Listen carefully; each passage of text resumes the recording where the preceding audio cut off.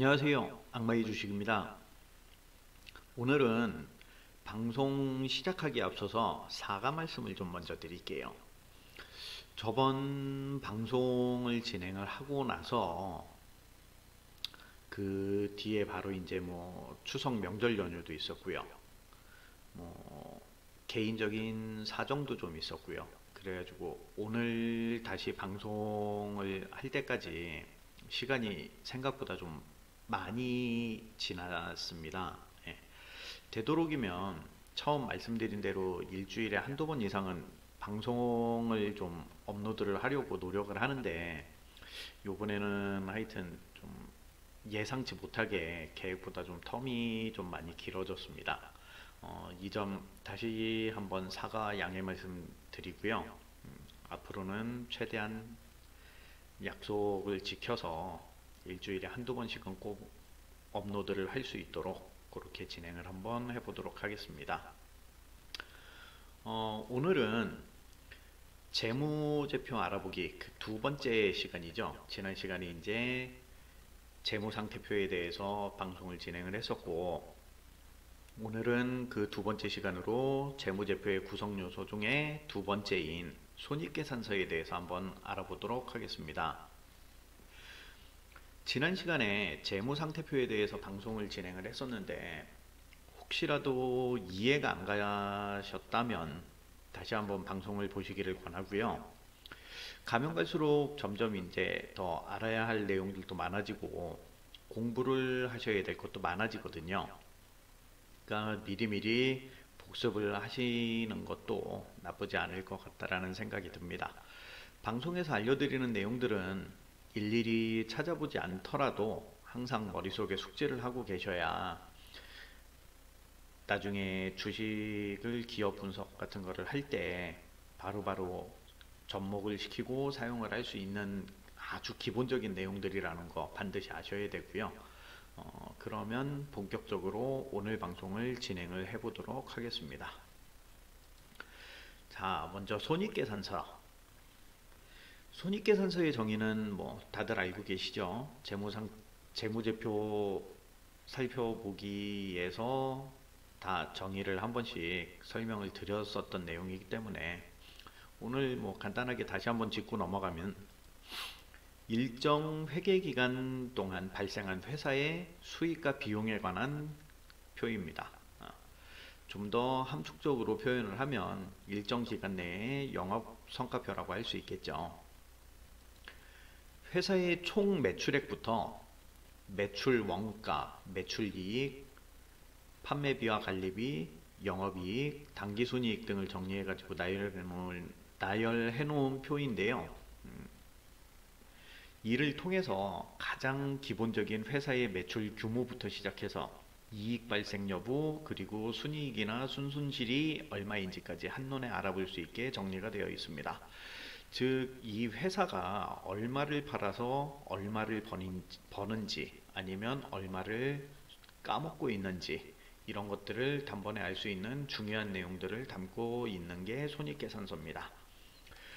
손익계산서가 중요한 이유는 손익계산서를 통해서 회사의 경영 성과와 성장 여부, 비용의 효율성, 주주들에게 배당이 가능한 이익금의 규모 등을 알 수 있다는 점이고요. 이를 통해서 경영자의 경영 능력을 예측할 수 있고요. 기업의 현금 흐름 예측에 필요한 정보를 제공을 하고 회사에 투입된 자본과 이익을 명확하게 구분을 할 수 있습니다. 지난 시간에 알아보았던 재무상태표를 가지고 그 회사의 재무상태를 파악할 수 있다면, 오늘 알아보는 손익계산서는 그 회사의 기업 경영 성과를 알 수 있는 중요한 보고서가 되니까 내용을 충분히 이해를 하시고 반드시 오늘 방송 내용을 자기 것으로 소화를 시키셔야 될 것 같습니다. 자, 그럼 지금부터 손익계산서를 이루고 있는 구성 요소들에 대해서 한번 알아보도록 할게요. 손익계산서의 구성 요소는 크게 5가지 정도로 나뉘는데요.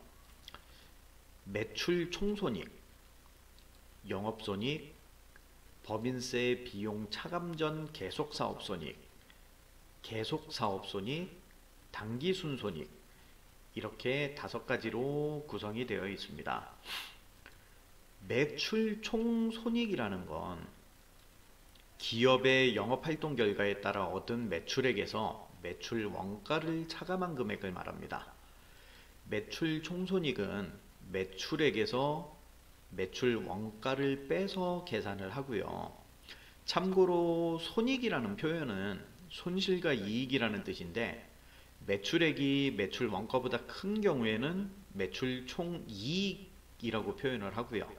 매출액이 매출 원가보다 작은 경우에는 매출 총손실이 되겠죠.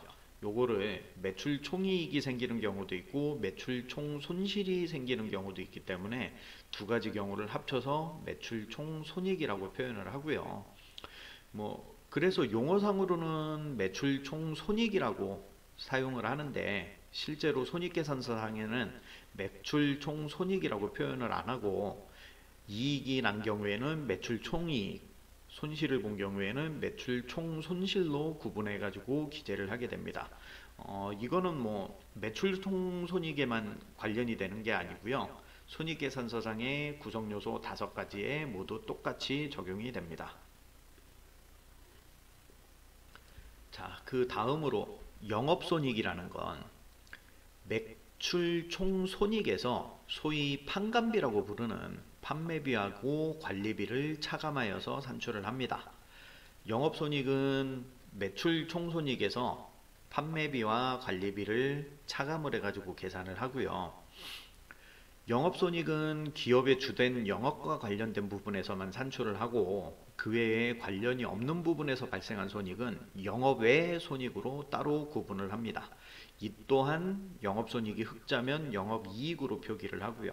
적자라면 영업손실로 표기를 하게 되겠죠. 영업손익은 기업 경영의 건전성을 평가하는 가장 중요한 척도가 되기 때문에 항상 이 부분을 주의 깊게 보셔야 하고요. 그 자세한 이유는 뒤에서 다시 설명을 하도록 하겠습니다. 자, 그 다음으로 법인세 차감 전 계속 사업손익이라는 게 있는데, 이건 말 그대로 법인세를 납부하기 전에 손익을 얘기를 해요. 법인세 비용 차감 전 계속 사업손익은 영업손익에다가 영업 외 수익을 더하고요. 거기에서 다시 영업 외 비용을 차감을 해서 계산을 합니다. 법인세 비용 차감 전 계속 사업 손익을 이해를 하시려면 계속 사업 손익이라는 항목에 대해서 먼저 좀 아셔야 될 필요가 있고요. 이에 대한 부가 설명은 계속 사업 손익을 설명을 하면서 더 덧붙여 드리기로 하겠습니다. 우선 계속 사업 손익을 먼저 보도록 할게요. 계속 사업 손익이라는 건 기업의 계속적인 사업 활동과 그와 관련된 부수적인 활동에서 발생하는 손익으로 중단 사업 손익에 해당되지 않는 모든 손익을 뜻합니다. 계속 사업 손익이라는 건 법인세 비용 차감 전 계속 사업 손익에서 계속 사업 손익에 법인세 비용을 차감을 해가지고 계산을 하고요.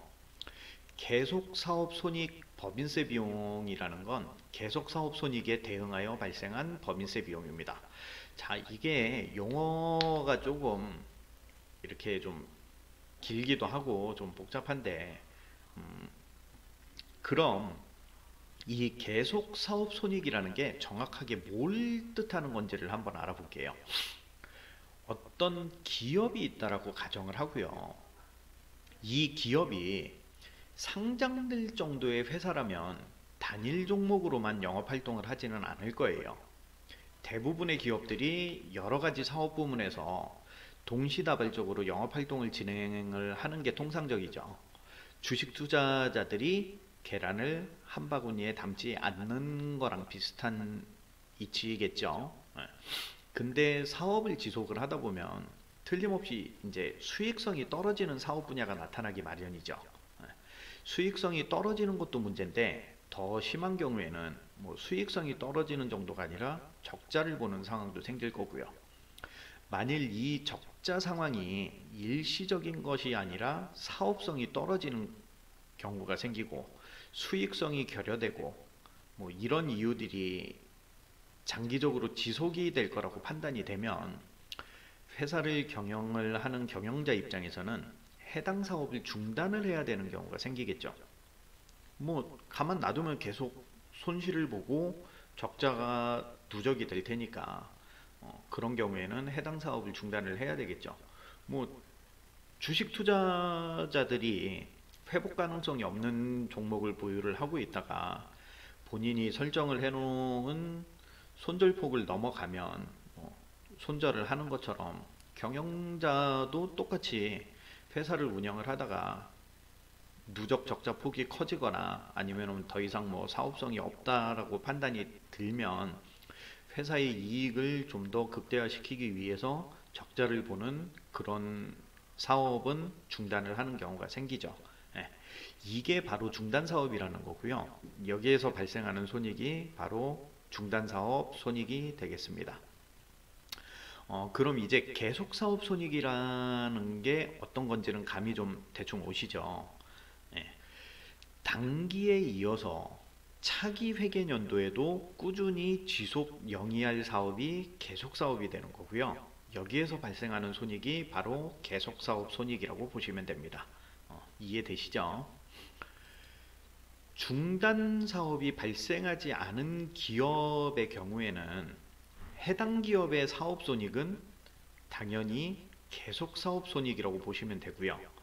중단 사업의 경우에 발생 빈도가 그렇게 많지 않은 편이고요.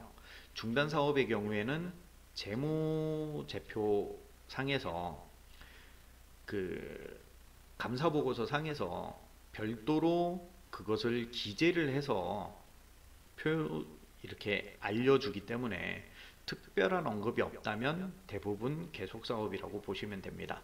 따라서 중단 사업 손익에 대한 별도의 언급이나 주석이 없는 경우에는 법인세 비용 차감 전 계속 사업 손익은 통상적으로 이렇게 표현을 안 하고요.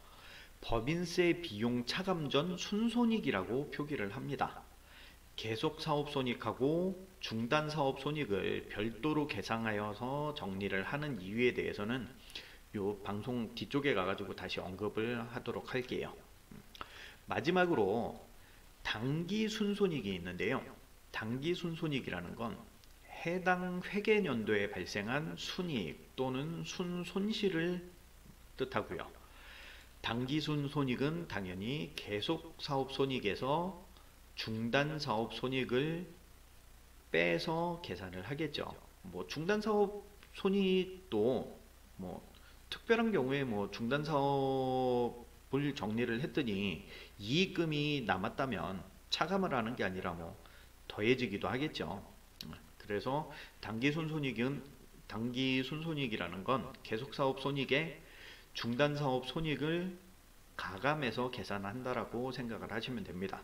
뭐 별도로 당기 순손익에 기타 포괄 손익을 가감하여 산출한 포괄 손익의 내용을 또 별도로 주석으로 기재를 하기도 하는데 이 포괄 손익 부분은 나중에 가서 다시 다른 방송에서 한 번 더 언급을 하도록 할게요. 어쨌거나 그래서 당기 순손익 항목을 확인을 하시면 그 회사가 흑자인지 적자인지를 알 수 있겠죠. 또 기업이 중단 사업 없이 계속 사업만 있는 경우에 당기 순손익은 그냥 아까 말씀드렸던 법인세 비용 차감 전 순손익, 중단 사업 없이 그냥 계속 사업만 유지가 되는 경우에 통상적으로 법인세 비용 차감 전 계속 사업 손익을 법인세 비용 차감 전 순손익이라고 표기를 한다라고 말씀을 드렸죠.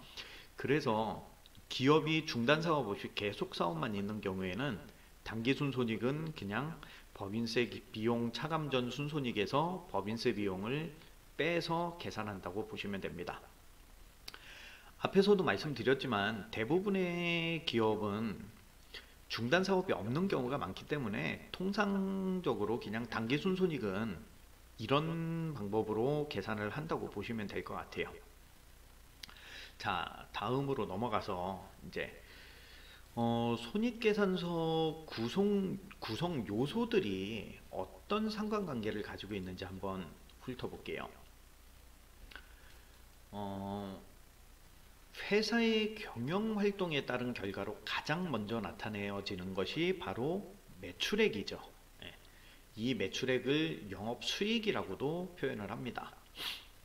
매출액을 발생시킨 매출 상품의 생산 또는 구입에 직접적으로 들어간 비용을 매출 원가라고 불러요.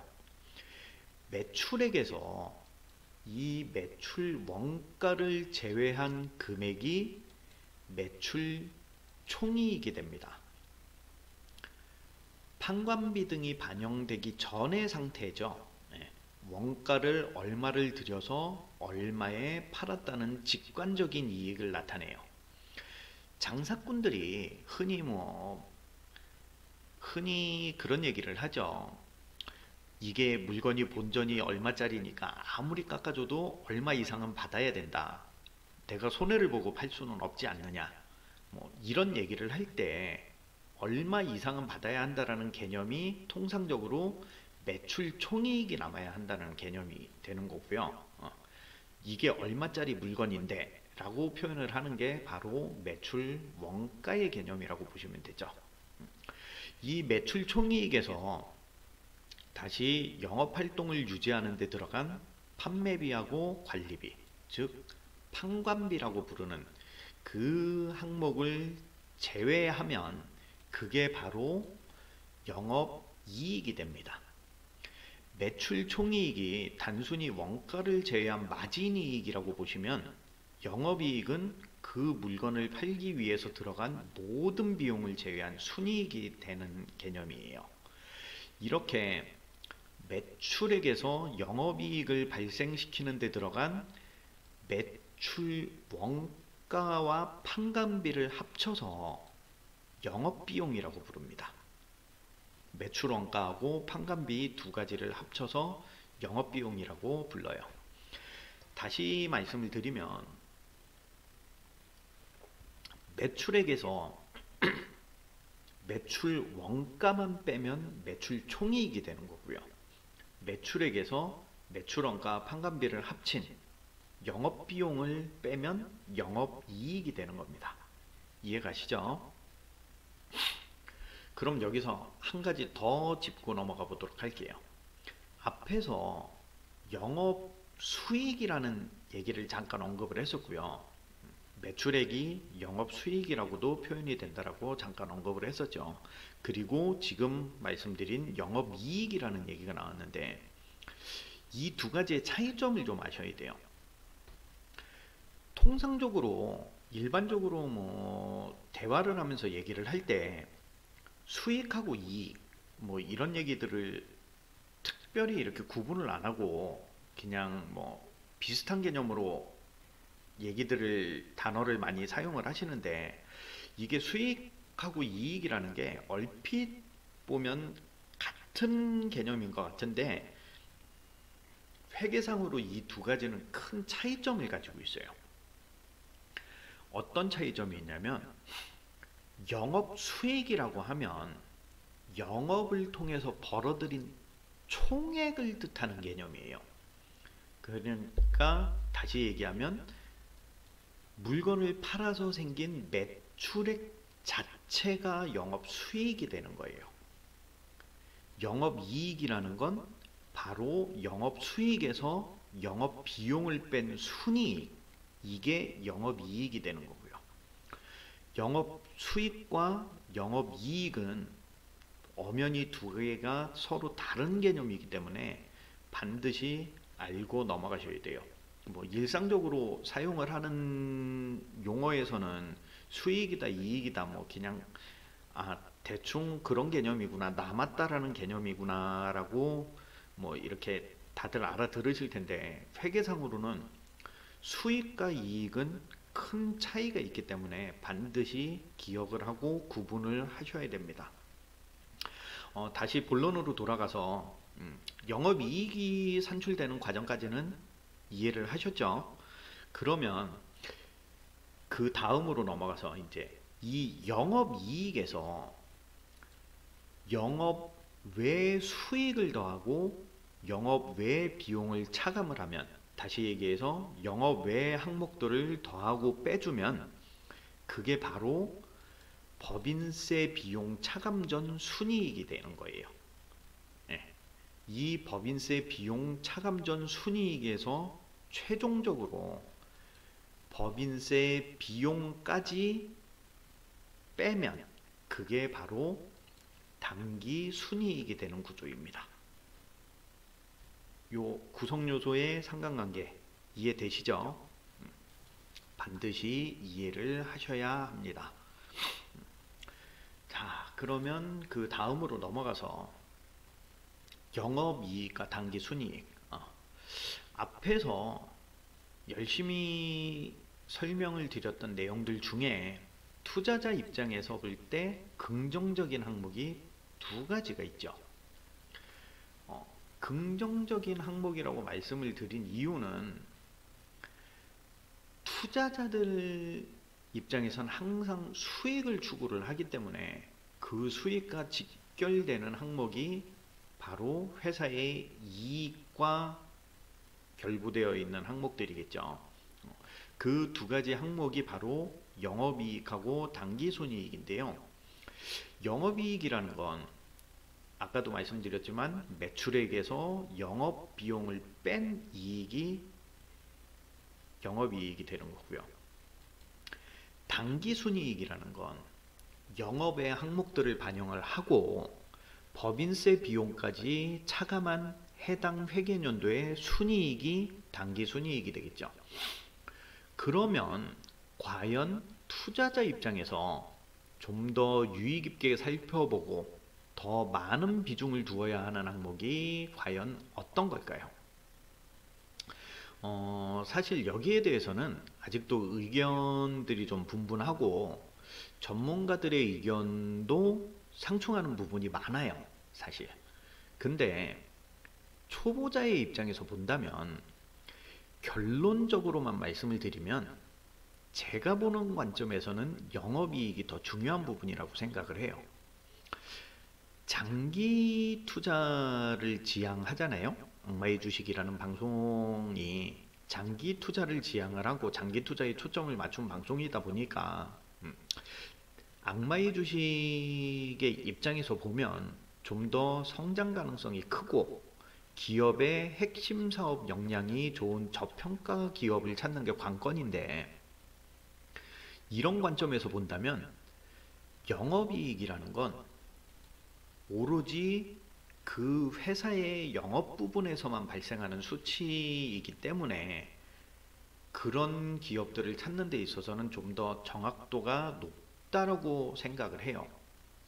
물론 당기순이익의 경우에 영업이익 외에도 단발성으로 끝나는, 일회성으로 끝날 수 있는 영업 외 수익이 반영이 되기 때문이에요.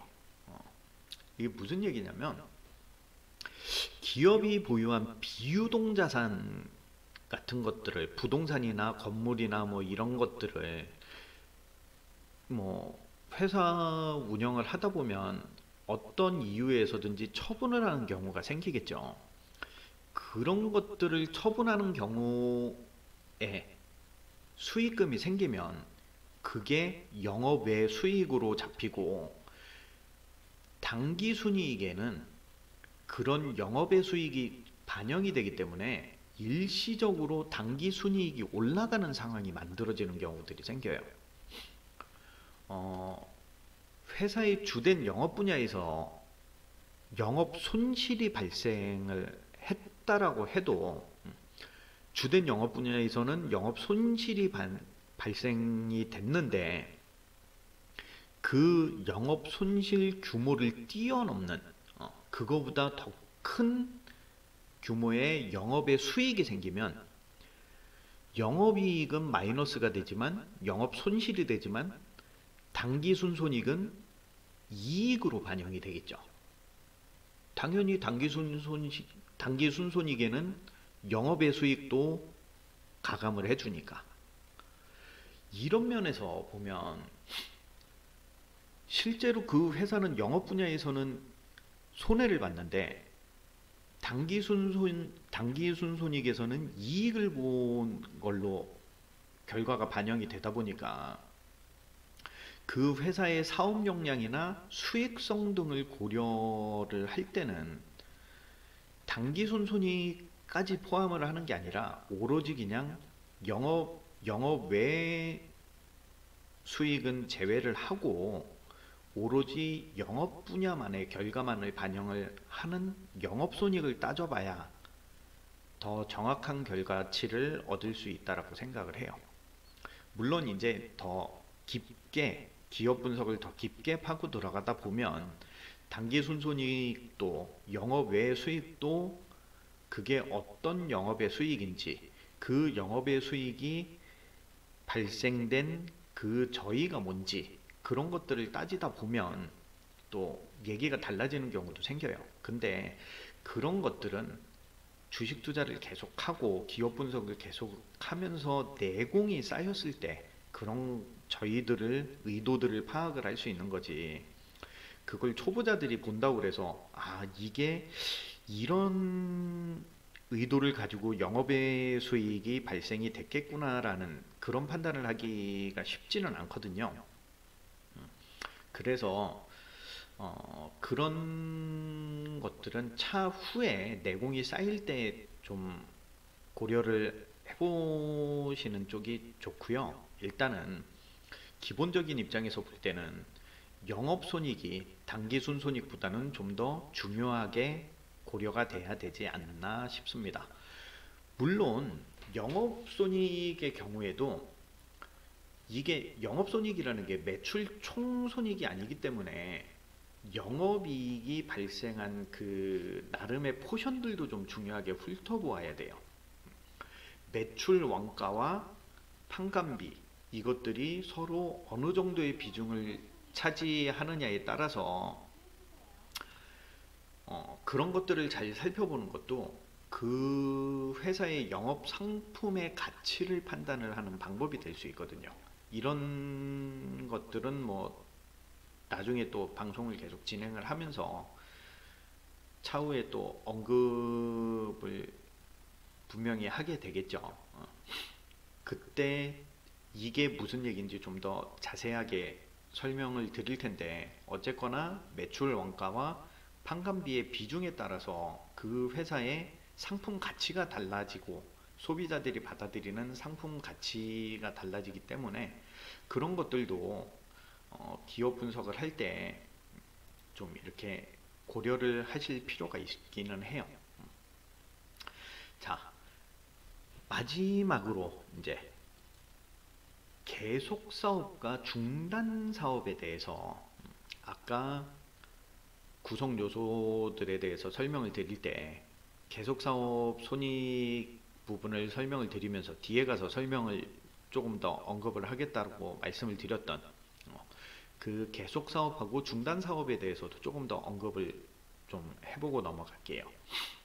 사실 대부분의 기업들이 유지해오던 하나의 사업 부문을 중단하는 경우가 그렇게 많지는 않아요. 근데 아까도 언급을 했지만 성장성이나 수익성이 현격히 떨어지는 사업 부문이 생기면 결국은 사업을 중단할 수밖에 없는 것도 사실이죠.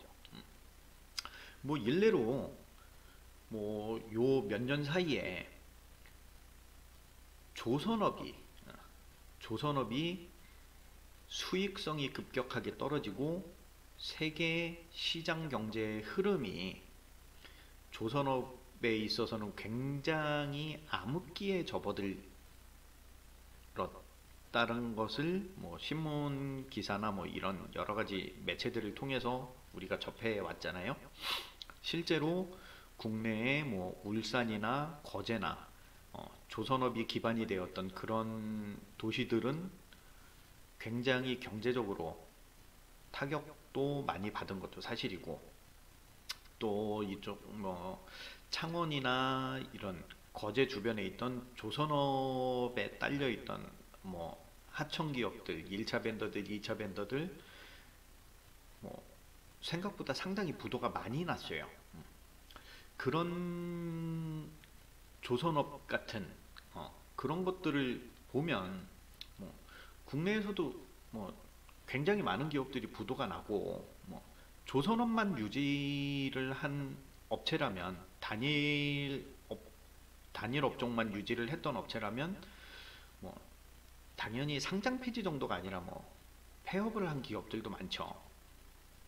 근데 대기업 같은 경우에 뭐 조선업 외에도 여러 사업 부문을 동시에 유지를 해오다 보니까 그런 기업들이라면 조선업종만 사업 중단을 했겠죠. 물론 유지를 하고 있는 회사도 있지만 다른 사업 부문에서는 꾸준히 이익이 발생을 하고 있는데 조선 사업 부문에서만 적자가 생기고 사업성이 결여가 된다면 조선 사업 부문만 정리를 하겠죠.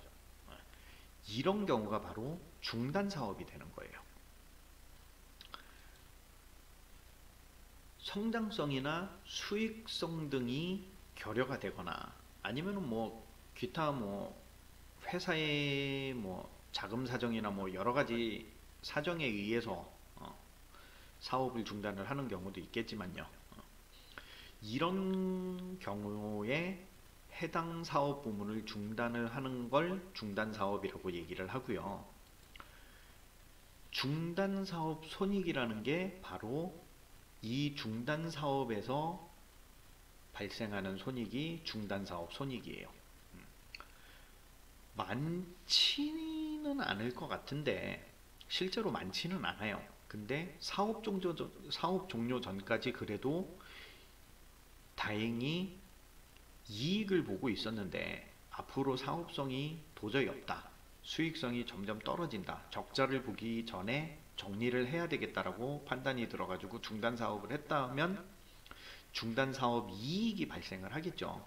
무조건 중단 사업이라고 해서 손실이 발생을 하는 건 아니고 중단 사업 이익이 발생을 하는 경우도 있겠지만 현실은 뭐 대부분 중단 사업이 생기면 중단 사업 손실이 따라오겠죠.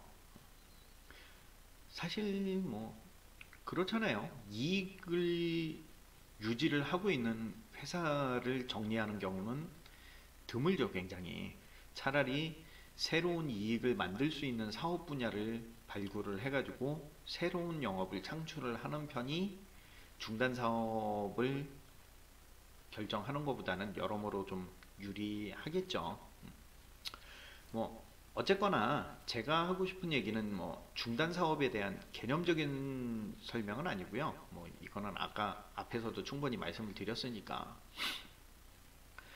중단 사업 손익이 손익계산서에 반영된 부분이 있는지 만약에 반영된 부분이 있다면 그게 어느 정도인지 이런 것들도 손익계산서를 보실 때 눈여겨보셔야 된다라는 얘기를 하고 싶어서 뒤에서 다시 한번 언급을 하겠다고 말씀을 드렸던 거예요.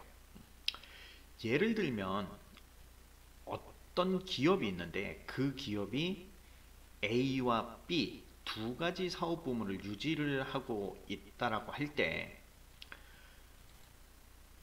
A 사업부에서는 10억의 이익을 봤어요.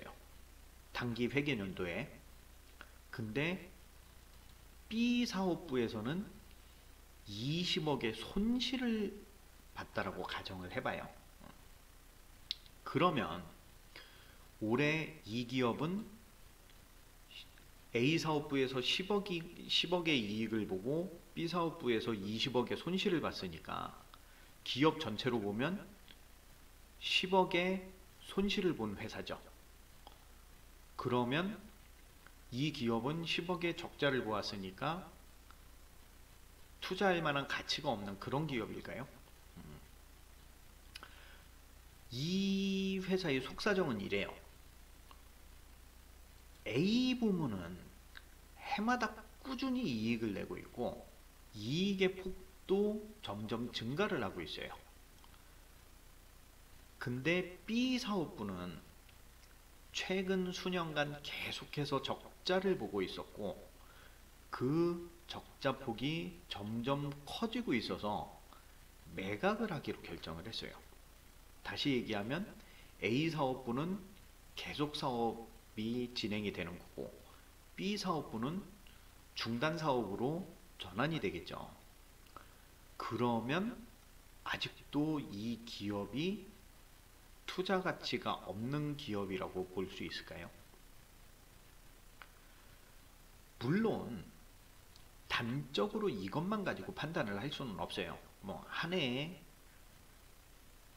뭐 어떤 사업부는 이익을 보고 어떤 사업부는 손실을 보고 이런 뭐 적자냐 이익이냐만 가지고 단적으로 뭐 투자 가치가 있다 없다를 판단을 할 수는 없는데 적자 사업 부문을 매각을 하기로 하고 그런 자구책들을 마련을 하고 노력을 하는 기업이라면 다른 제반 여건들을 확인을 해서 B 사업부에서 적자가 발생하는 것 외에는 다른 쪽에서는 별다른 문제가 발견이 되지 않는다면 되려 이 기업은 투자를 할 만한 가치가 충분한 기업이 될 수도 있겠죠. 몇 년 동안 B 사업부에서 누적되어 온 적자로 인해서 이미 주식 시장에서 이 기업의 주가는 본래 가치보다는 주가가 많이 떨어져 있을 가능성이 크죠.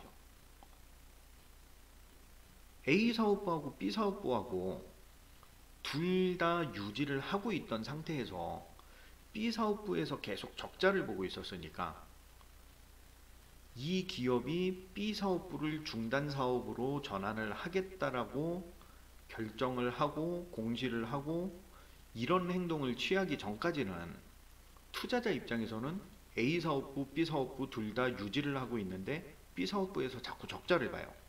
그러면 이 회사는 기업 전체로 봤을 때 자꾸 적자를 보고 있으니까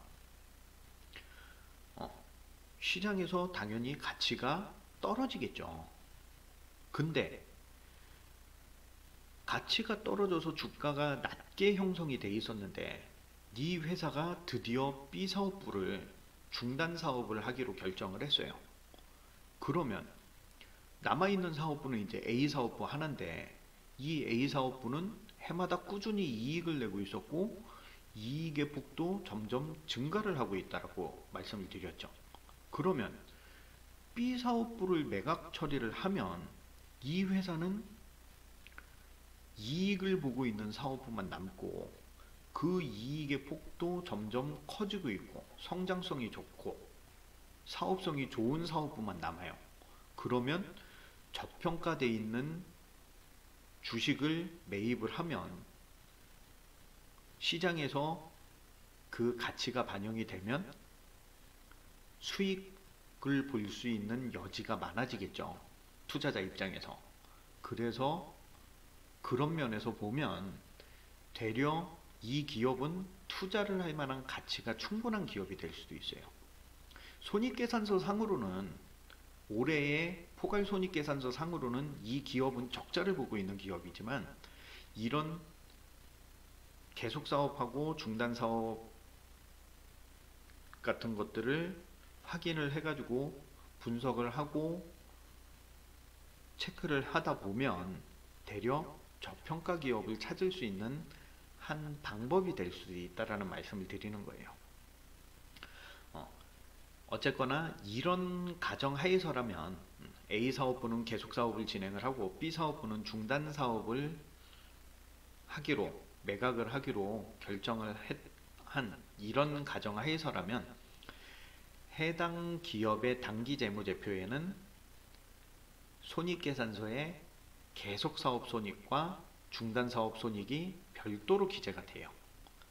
기업의 전체 수익을 보는 것도 중요한데 이런 기업의 경우에는 과연 손익이 어디에서 발생한 것인지 인과관계를 반드시 따져봐야 되고요. 계속 사업 손익과 중단 사업 손익을 각각 별도로 훑어보는 것도 좋은 방법이 되겠죠. 물론 나중에 경험이 좀 쌓이고 아는 게 좀 더 많아지시면, 좀 더 노력을 기울이신다면 중단 사업은 아예 무시를 하고 계속 사업 부문에 대해서만 최근 수년치의 별도 재무제표를 확인을 해보시면 더 좋은 방법이 되겠죠. A 사업부가 얼마나 성장을 해가고 있고 이익이 얼마나 늘어나고 있고 뭐 주당 순이익이 얼마고 이런 것들을 A 사업부에 대한 별도 재무제표만 개별적으로 확인을 해보시면 좀 더 판단을 하는데 도움이 되겠죠. 해당 부문에 A 사업부라는 해당 부문에 사업 역량을 집중을 했을 때 이제 B 사업부는 정리가 되니까 A 사업부에 사업 역량을 집중을 했을 때 과연 이 회사가 어떤 결과를 가지고 오게 될지 미리 예측을 해볼 수 있잖아요. 그쵸?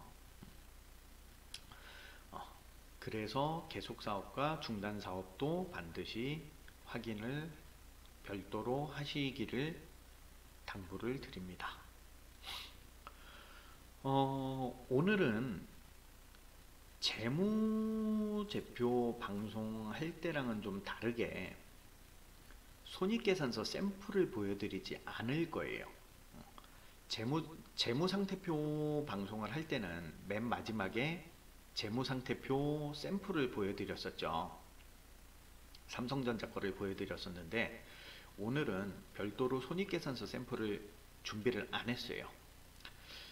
사실 뭐 샘플 몇 개 보여드리는 게 뭐 그렇게 크게 번거롭고 뭐 그런 것도 아니고 아주 간단한 일이긴 한데 그런 것들을 제가 자꾸 이렇게 찾아가지고 보여드리고 하는 것보다는 그래도 방송을 보시는 분들이 여러분들이 직접 찾아가지고 확인을 해보시는 게 훨씬 나을 거라는 생각이 들어요.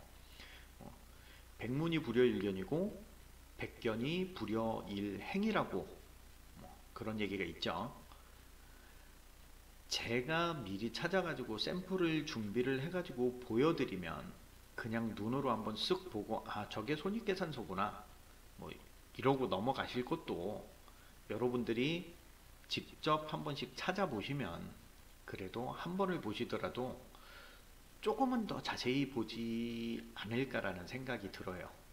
그런 이유에서 오늘은 별도의 샘플을 보여드리지 않을 거니까 방송이 끝나면 반드시 뭐 되도록이면 다트를 활용을 하시고 뭐 다트가 귀찮다 하시는 분들은 뭐 HTS에서 확인을 해보셔도 되니까 반드시 한 번씩은 손익계산서를 직접 찾아서 한번 훑어보시고 내용을 좀 읽어보시기를 바랍니다. 오늘 준비한 방송은 여기까지고요. 사실 손익계산서에서 다뤄야 할 내용들은 오늘 설명드린 이런 것들 말고도 아직 많아요. 연결재무제표냐 별도재무제표냐에 따라서 당기순이익도 뭐 지배주주 순이익이 있고 비지배주주 순이익이 있고 이런 것들이 또 나눠지고 뭐 설명을 드려야 되는 것들이 많은데 이런 것들까지 한 번에 다 설명을 드리면 처음 접하시는 분들 입장에서는 좀 너무 어렵게 느껴지지 않을까라는 생각이 들어요. 그래서 오늘은 가장 기본적인 내용들만 말씀을 좀 드리고 앞으로 뭐 방송을 계속 진행을 할 거니까요. 방송을 하면서 좀 더 심도 깊게 뭐 손익계산서가 됐든 재무상태표가 됐든 뭐 계속 더 심도 깊게 파고 들어가면 되는 거니까 처음부터 너무 깊게 들어갈 필요는 없을 것 같아요. 그래서 뭐 차후에 또 손익계산서에 대해서 좀 더 심도 깊은 내용을 한 번 더 정리를 해가지고 방송을 진행을 하도록 하고요. 오늘은 이 정도에서 방송을 마무리하도록 하겠습니다. 구독과 좋아요 항상 제게 큰 힘이 됩니다. 여태까지 악마의 주식이었습니다. 감사합니다.